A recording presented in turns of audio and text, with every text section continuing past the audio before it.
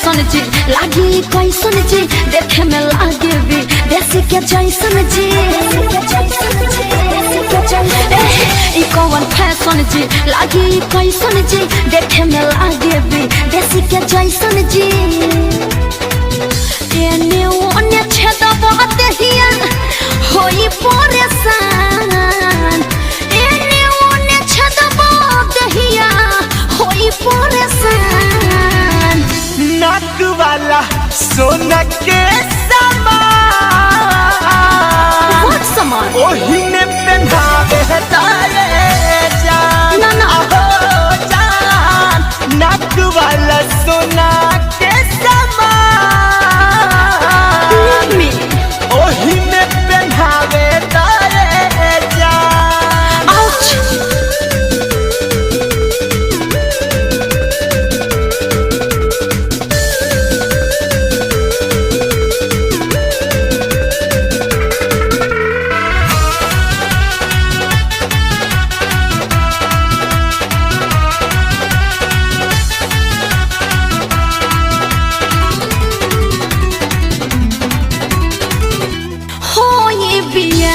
जहिया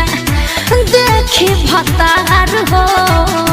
कही हो जरूरी नइखे कैला के उघार हो हो ये बियाह जहिया देखी भतार हो कही हो जरूरी नइखे कैला के उघार हो काहे खातिर जान बुझ के करे लो फसान काहे खातिर जान बुझ के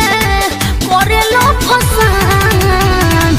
नक वाला सोना के सामान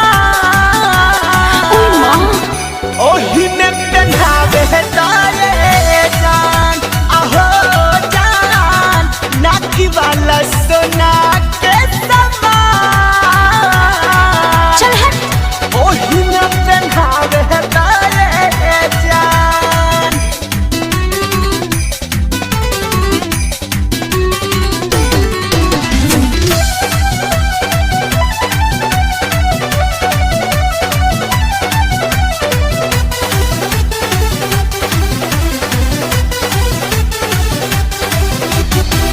फायदा अकेले के तू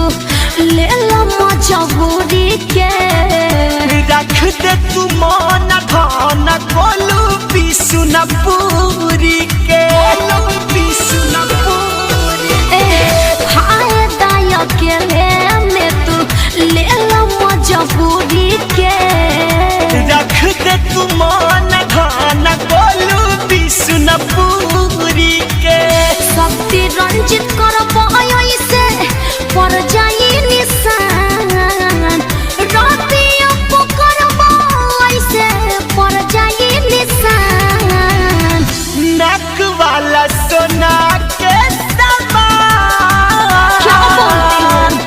ओही में पहनावे तारे जान ए जान नक वाला सोना के सामान ओही में पहनावे तारे जान ई कौन फैशन जी लागी कैसन जी देखे में लागे भी देसी के जैसन जी